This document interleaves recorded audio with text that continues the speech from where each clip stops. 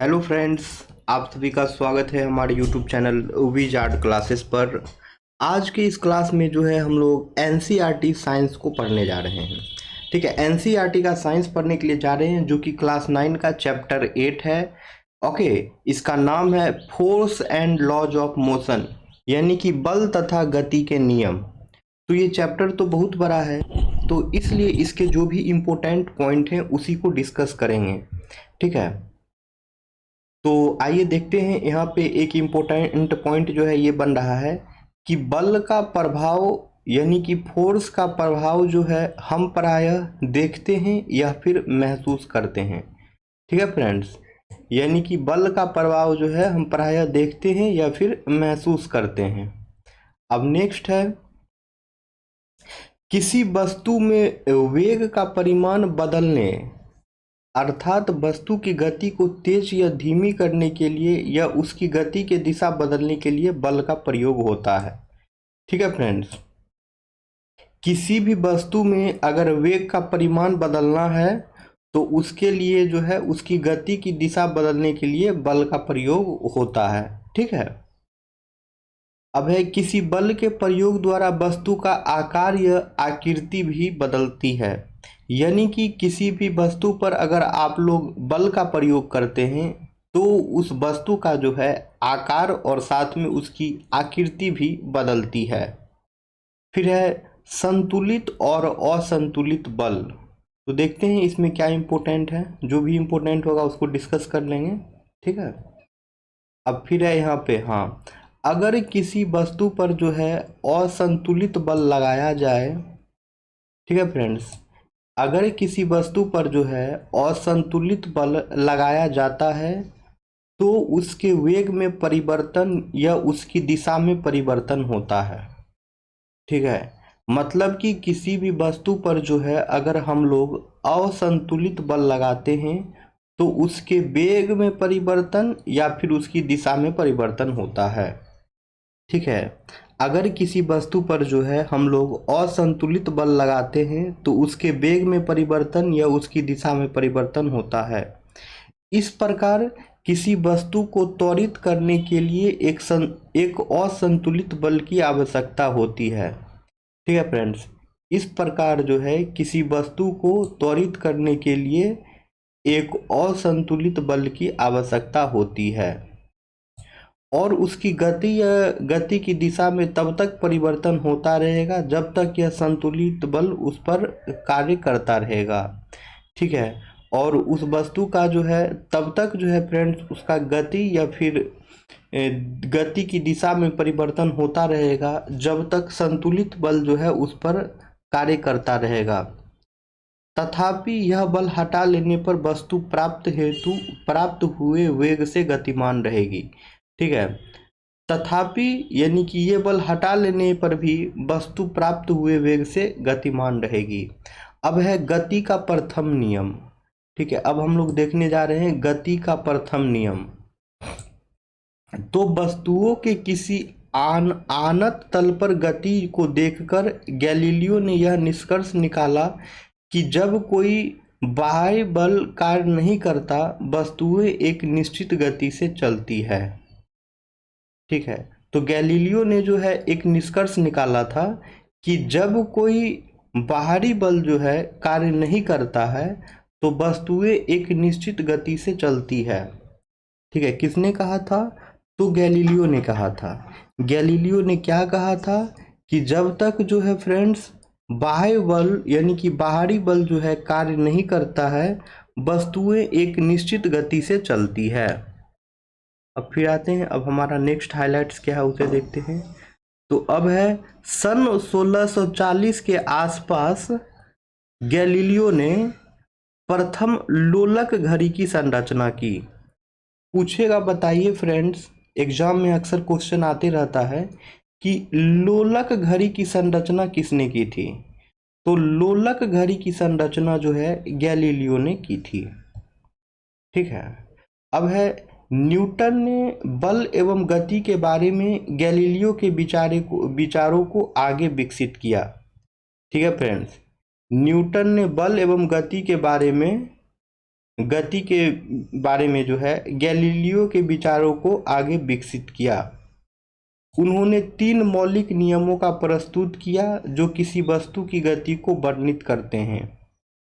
ठीक है, और इन्होंने जो है 3 मौलिक नियमों को प्रस्तुत किया जो किसी वस्तु की गति को वर्णित करते हैं। इन नियमों को न्यूटन के गति के नियमों से के नाम से जाना जाता है। ठीक है, तो न्यूटन ने जो 3 मौलिक नियम प्रस्तुत किए थे वस्तु की गति के बारे में, तो इसी नियम को जो है न्यूटन के गति के नियम के नाम से भी जाना जाता है। अब गति का प्रथम नियम हम लोग पढ़ने जा रहे हैं। ठीक है, अब हम लोग गति का जो है प्रथम नियम पढ़ने जा रहे हैं। तो यहाँ पे है कि प्रत्येक वस्तु अपनी स्थिर अवस्था या सरल रेखा में एक समान गति की अवस्था में बनी रहती है जब तक कि उस पर कोई बाहरी बल कार्यरत न हो। तो अभी हम लोग पढ़े ही थे कि कोई भी वस्तु जो है अपनी स्थिर अवस्था या फिर सरल रेखा में एक समान गति की अवस्था में बनी रहती है जब तक कि फ्रेंड्स उस पर कोई बाहरी बल कार्य न करता हो। तो यही बात है, न्यूटन का फर्स्ट लॉ जो है यानी कि गति का प्रथम नियम जो है इसी बात को बोलता है कि जब तक किसी वस्तु पर जो है बाहरी बल कार्यरत ना हो तो वो वस्तु जो है अपने जिस अवस्था में थी उसी अवस्था में बनी रहती है। दूसरे शब्दों में सभी वस्तुएं अपनी गति की अवस्था में परिवर्तन का विरोध करती है। और फिर से फ्रेंड्स, दूसरे शब्दों में हम लोग यह कह सकते हैं कि सभी वस्तुएं जो हैं अपनी गति की अवस्था में परिवर्तन का विरोध करती है। गुणात्मक रूप में किसी वस्तु के विरामावस्था में रहने या समान वेग से गतिशील रहने की प्रवृत्ति को जड़त्व कहते हैं। अब एग्जाम में क्वेश्चन बन जाएगा कि जड़त्व किसे कहते हैं, तो जड़त्व का कॉन्सेप्ट आप लोगों को क्लियर होना चाहिए। तो आइए जड़त्व पढ़ते हैं। गुणात्मक रूप में किसी वस्तु के विरामावस्था में रहने या समान वेग से गतिशील रहने की प्रवृत्ति को जड़त्व कहते हैं। ठीक है, गुणात्मक रूप में किसी वस्तु के विरामावस्था में रहने या समान वेग से गतिशील रहने की प्रवृत्ति को जड़त्व कहते हैं। यही कारण है कि गति के पहले नियम को जड़त्व का नियम भी कहते हैं। और जानकारी के लिए आप लोग इस चीज को नोट कर लें कि गति का जो पहला नियम है उसी को जो है हम लोग जड़त्व का नियम भी कहते हैं। ठीक है फ्रेंड्स, यही कारण है कि गति के पहले नियम जो है उसे जड़त्व का नियम भी कहते हैं। तो इतना आप लोग याद रखें कि गति का जो पहला नियम है उसे हम लोग जड़त्व का नियम भी कहते हैं।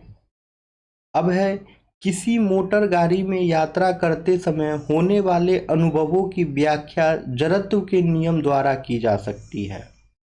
ठीक है, किसी मोटर गाड़ी में जो है यात्रा करते समय होने वाले अनुभवों की व्याख्या जड़त्व के नियम द्वारा की जा सकती है। सीट के सापेक्ष हम तब तक विराम अवस्था में रहते हैं जब तक कि मोटर गाड़ी को रोकने के लिए ब्रेक न लगाई जाए। ठीक है, सीट के सापेक्ष में हम तब तक विराम अवस्था में रहते हैं जब तक कि मोटर गाड़ी को रोकने के लिए ब्रेक न लगाई जाए। ब्रेक लगाए जाने पर गाड़ी के साथ सीट भी विरामावस्था में आ जाती है, परंतु हमारा शरीर जड़त्व के कारण गतिज अवस्था में ही बने रहने की प्रवृत्ति रखता है। अचानक ब्रेक लगने पर जो है सीट के आगे लगे पैनल से टकराकर हम घायल भी हो सकते हैं। इस तरह की दुर्घटनाओं से बचने के लिए सुरक्षा बेल्ट का उपयोग किया जाता है। ठीक है, यह सुरक्षा बेल्ट जो है हमारे आगे बढ़ने की गति को धीमा करती है। इसके विपरीत अनुभव हमें तब होता है जब हम मोटर बस में खड़े होते हैं एवं मोटर बस अचानक चल पड़ती है। इस स्थिति में हम पीछे की ओर झुक जाते हैं। ऐसा इसलिए होता है क्योंकि मोटर बस के अचानक गति में आ जाने से हमारा पैर जो मोटर बस के फर्श के संपर्क में रहता है वो गति में आ जाता है, परंतु शरीर का ऊपरी भाग जो है जड़त्व के कारण इस गति का विरोध करता है। ठीक है, तो जब कोई मोटर कार तीव्र गति के साथ किसी तीक्ष्ण मोड़ पर मुड़ती है तो हम एक और झुकने लगते हैं। इसे भी जड़त्व के नियम से समझा जा सकता है। ठीक है, जब कोई मोटर कार तीव्र गति यानी कि हाई स्पीड के साथ किसी तीक्ष्ण मोड़ पर मुड़ती है, यानी किसी मोड़ पे मुड़ती है, तो हम एक और झुकने लगते हैं। ठीक है, तो हम लोग जो है एक साइड झुकने लगते हैं, उसे भी जड़त्व का नियम ही कहा जाता है। हमारा शरीर अपनी एक सरल रेखीय गति को बनाए रखना चाहता है। जब मोटर कार की दिशा को बदलने के लिए इंजन द्वारा एक असंतुलित बल लगाया जाता है, तब हम अपने शरीर के जड़त्व के कारण सीट पर एक और झुक जाते हैं। अब है, एक वस्तु तब तक अपनी विराम अवस्था में रहेगी जब तक कि उस पर कोई असंतुलित बल नहीं लगा है। ठीक है, इसे नोट कर लेना है कि एक वस्तु जो है फ्रेंड्स, वो तब तक अपनी विरामावस्था में रहेगी जब तक कि उस पर कोई असंतुलित बल नहीं लगा हो। ठीक है, अब आगे आते हैं। अब है जड़त्व का द्रव्यमान। अब है जड़त्व का द्रव्यमान। अभी तक दिए सभी उदाहरणों और गतिविधियों से ज्ञात होता है कि प्रत्येक वस्तु अपने गति की अवस्था में परिवर्तन का विरोध करती है। ठीक है, तो अभी तक दिए गई सभी उदाहरणों और गतिविधियों से यह ज्ञात हुआ कि प्रत्येक वस्तु अपने गति की अवस्था में जो है परिवर्तन का विरोध करती है। चाहे वह विराम अवस्था में हो या गतिशील, वह अपनी मूल अवस्था को बनाए रखना चाहती है। ठीक है, चाहे वो वस्तु जो है विराम अवस्था में हो या फिर गति में हो, वह अपनी मूल अवस्था को बनाए रखना चाहती है। वस्तु का यह गुण जो है उसका जड़त्व कहलाता है। ठीक है, और वस्तु का यही गुण जो है उसका जड़त्व कहलाता है। क्या सभी वस्तुओं का जड़त्व समान होता है? हम जानते हैं कि पुस्तकों से भरे बक्से को धक्का देने की अपेक्षा खाली बक्से को धक्का देना आसान होता है। उसी प्रकार हम एक फुटबॉल को किक लगाते हैं तो वो दूर चली जाती है, जबकि अगर हम उतने ही बल से किसी उतने ही बड़े पत्थर पर किक लगाएं तो हो सकता है कि वह खिसके भी नहीं। हो सकता है कि ऐसा करते समय हमें चोट भी लग जाए। ठीक है, अब है, एक ठेला गाड़ी को चलाने के लिए जितने बल की आवश्यकता होती है उतना बल यदि किसी रेलगाड़ी पर लगाया जाए तो उसकी गति में न के बराबर परिवर्तन होगा, क्योंकि ठेला गाड़ी की तुलना में रेलगाड़ी अपने गति में कम परिवर्तन चाहती है। इस प्रकार हम कह सकते हैं कि रेलगाड़ी का जड़त्व ठेला गाड़ी से अधिक है। ठीक है फ्रेंड, तो इस प्रकार से जो है हम लोग कह सकते हैं कि रेलगाड़ी का जड़त्व जो है फ्रेंड्स ठेला गाड़ी से अधिक है। इससे स्पष्ट है कि भारी वस्तुओं का जड़त्व अधिक होता है। तो एक चीज नोट यहाँ पे ये कर लेना है कि भारी वस्तुओं का जो है फ्रेंड्स उसका जड़त्व अधिक होता है। ठीक है फ्रेंड्स, भारी वस्तुओं का जो है फ्रेंड्स उसका जड़त्व अधिक होता है। मात्रात्मक रूप से किसी वस्तु का जड़त्व उसके द्रव्यमान से मापा जाता है। ठीक है, मात्रात्मक रूप से किसी वस्तु का जड़त्व जो है उसके द्रव्यमान से मापा जाता है। अतः हम जड़त्व और द्रव्यमान को निम्नलिखित रूप में परिभाषित कर सकते हैं। किसी भी वस्तु का जड़त्व उसका वह प्राकृतिक गुण है जो उसकी विराम या गति की अवस्था में परिवर्तन का विरोध करता है। ठीक है फ्रेंड्स, तो किसी भी वस्तु का जड़त्व जो है उसका वह प्राकृतिक गुण है जो उसकी विराम या गति की अवस्था में परिवर्तन का विरोध करता है। इस प्रकार किसी वस्तु का द्रव्यमान उसके जड़त्व की माप है। इस प्रकार जो है फ्रेंड्स किसी वस्तु का द्रव्यमान जो है उसके जड़त्व की जो है माप है। अब है गति का द्वितीय नियम। अब है फ्रेंड्स गति का द्वितीय नियम। गति का प्रथम नियम यह बताता है कि जब कोई असंतुलित बाह्य बल किसी वस्तु पर कार्य करता है तो उसके वेग में परिवर्तन होता है। अर्थात वस्तु त्वरण प्राप्त करती है। ठीक है, गति का प्रथम नियम जो है यह बताता है जब कोई असंतुलित बाहरी बल जो है किसी वस्तु पर कार्य करता है तो उसके वेग में परिवर्तन होता है, अर्थात वस्तु त्वरण प्राप्त करती है। अब हम देखेंगे कि किसी वस्तु का त्वरण उस पर लगाए गए बल पर कैसे निर्भर होता है तथा उस बल को हम कैसे मापते हैं। आइए कुछ दैनिक अनुभवों का अध्ययन करें। टेबल टेनिस खेलने के दौरान यदि गेंद किसी खिलाड़ी के शरीर से टकराती है तो वो घायल नहीं होता है। गति से आती हुई क्रिकेट की गेंद किसी दर्शक को लगने के बाद उसे घायल कर सकती है। सड़क के किनारे खड़े किसी ट्रक से कोई दुर्घटना नहीं, सड़क के किनारे खड़े कोई ट्रक से जो है कोई दुर्घटना नहीं होती है, परंतु 5 मीटर पर सेकेंड जैसे कम गति से चलते हुए ट्रक से टक्कर रास्ते में खड़े किसी व्यक्ति की मृत्यु का कारण बन सकती है। एक छोटे द्रव्यमान की वस्तु जैसे गोली को अगर बंदूक से तीव्र वेग से छोड़ा जाए तो वह भी किसी व्यक्ति की मृत्यु के कारण बन सकती है। इससे पता चलता है कि वस्तु के द्वारा उत्पन्न प्रभाव वस्तु के द्रव्यमान एवं वेग पर निर्भर करता है। इसी प्रकार यदि किसी वस्तु को त्वरित किया जाता है तो अधिक वेग प्राप्त करने के लिए अधिक बल की आवश्यकता होती है। दूसरे शब्दों में हम कह सकते हैं कि वस्तु के द्रव्यमान एवं वेग से संबंधित एक महत्वपूर्ण राशि होती है। संवेग नामक इस राशि को न्यूटन ने प्रस्तुत किया था। किसी वस्तु का संवेग p उसके द्रव्यमान m और वेग p के गुणनफल से प्रभावित किया जा सकता है, जिसे कि हम लोग डिनोट करते हैं p = mv से। ठीक है, तो संवेग में परिमाण और दिशा दोनों होते हैं। इसकी दिशा वही होती है जो वेग 5 की होती है। संवेग का SI मात्रक किलोग्राम मीटर सेकेंड होता है। ठीक है, संवेग का जो SI मात्रक है फ्रेंड्स वो किलोग्राम मीटर पर सेकेंड होता है।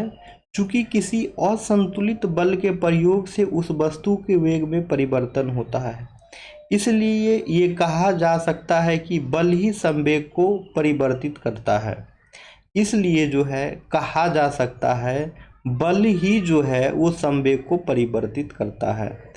वस्तु के संवेग में परिवर्तन लाने में लगने वाला बल उसकी उस समय दर पर निर्भर करता है जिसमें कि संवेग में परिवर्तन होता है।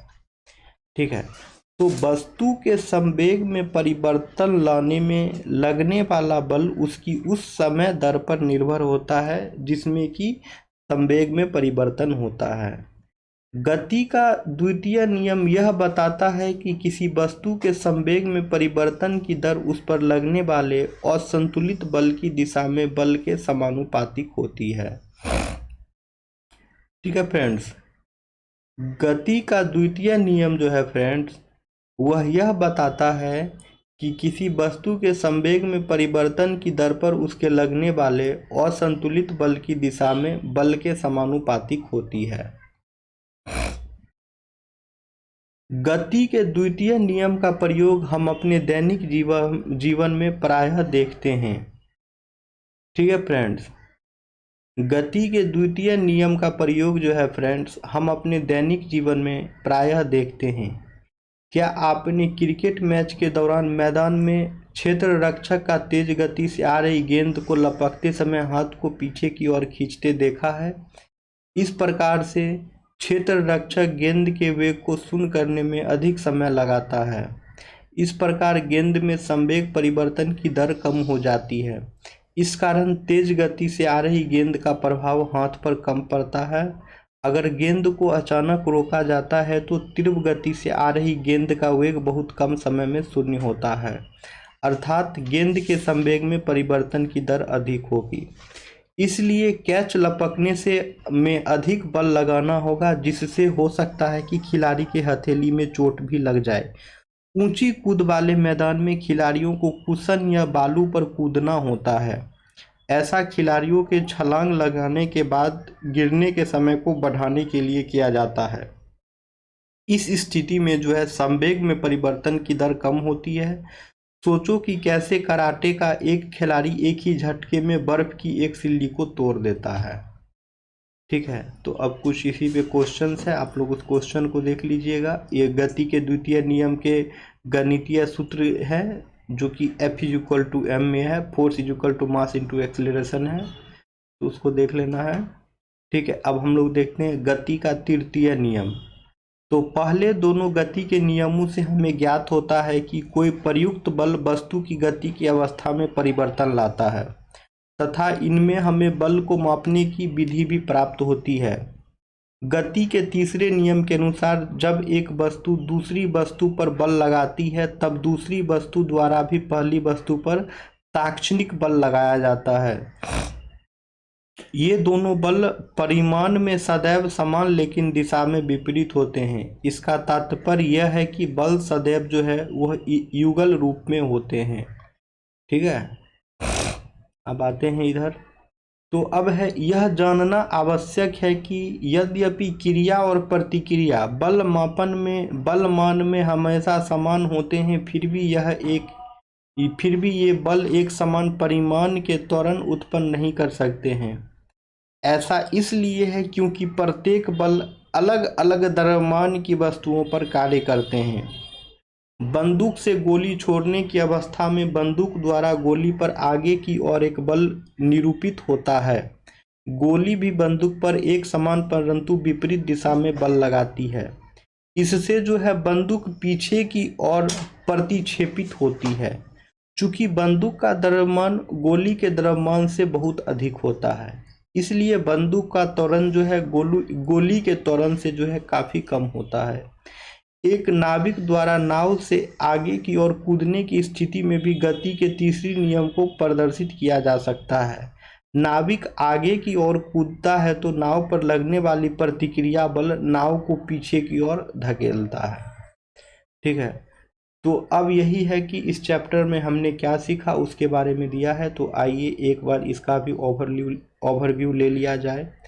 तो गति का प्रथम नियम जो है फ्रेंड्स, वस्तु अपनी विराम अवस्था अथवा सरल रेखा पर एक समान गति की अवस्था में तब तक बनी रहती है जब तक कि उस पर कोई असंतुलित बल कार्य न करे। वस्तुओं द्वारा अपनी गति की अवस्था में परिवर्तन का प्रतिरोध करने की प्रवृत्ति को जड़त्व कहते हैं। ठीक है, तो जड़त्व हम लोगों ने पढ़ा भी था चैप्टर के अंदर में।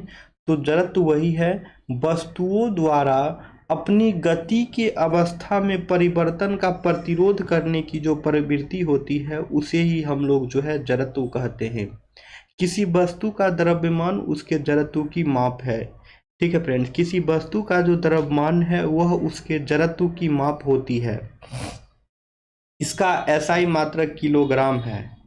घर्षण बल सदैव वस्तु की गति का जो है प्रतिरोध करता है। ठीक है फ्रेंड्स, घर्षण बल जो होता है वह सदैव वस्तु की गति का प्रतिरोध करता है। अब है गति का द्वितीय नियम। किसी वस्तु के संवेग परिवर्तन की दर वस्तु पर आरोपित असंतुलित बल के समानुपाती एवं बल की दिशा में होती है। बल का SI मात्रक जो है किलोग्राम मीटर पर सेकेंड होगा। इसे न्यूटन के नाम से भी जाना जाता है तथा प्रतीक N द्वारा व्यक्त किया जाता है। न्यूटन का बल 1 किलोग्राम द्रव्यमान की वस्तु में 1 मीटर पर सेकेंड का त्वरण उत्पन्न करता है। वस्तु का संवेग उसके द्रव्यमान एवं वेग का गुणनफल होता है तथा उसकी दिशा वही होती है जो वस्तु के वेग की होती है। इसका SI मात्रक जो है किलोग्राम मीटर पर सेकेंड होगा। गति का तृतीय नियम है। अब तो तृतीय नियम जो है फ्रेंड, तो वह यह बता रहा है कि प्रत्येक क्रिया के समान एवं विपरीत प्रतिक्रिया होती है। ये दो विभिन्न वस्तुओं पर कार्य करती है। ठीक है, प्रत्येक क्रिया के समान जो है, ठीक है, प्रत्येक क्रिया के समान एवं विपरीत प्रतिक्रिया होती है। ये दो विभिन्न वस्तुओं पर कार्य करती है। ठीक है फ्रेंड्स, तो ये हमारा NCERT का क्लास था जिसमें कि जो भी इम्पोर्टेंट पॉइंट्स बन सकते थे इस चैप्टर से हम लोगों ने उसको कवर करने की कोशिश की है। तो दोस्तों, अगर आप लोगों को हमारा ये NCERT सीरीज का वीडियो पसंद आ रहा हो तो आप लोग हमारे चैनल से जुड़ सकते हैं ताकि आने वाले वीडियो का अपडेट्स जो है आप सभी को मिलता रहे। ठीक है फ्रेंड, तो चलिए सेशन को एंड करते हैं, फिर हम लोग मिलेंगे नेक्स्ट वीडियो में। Thank you everyone friends.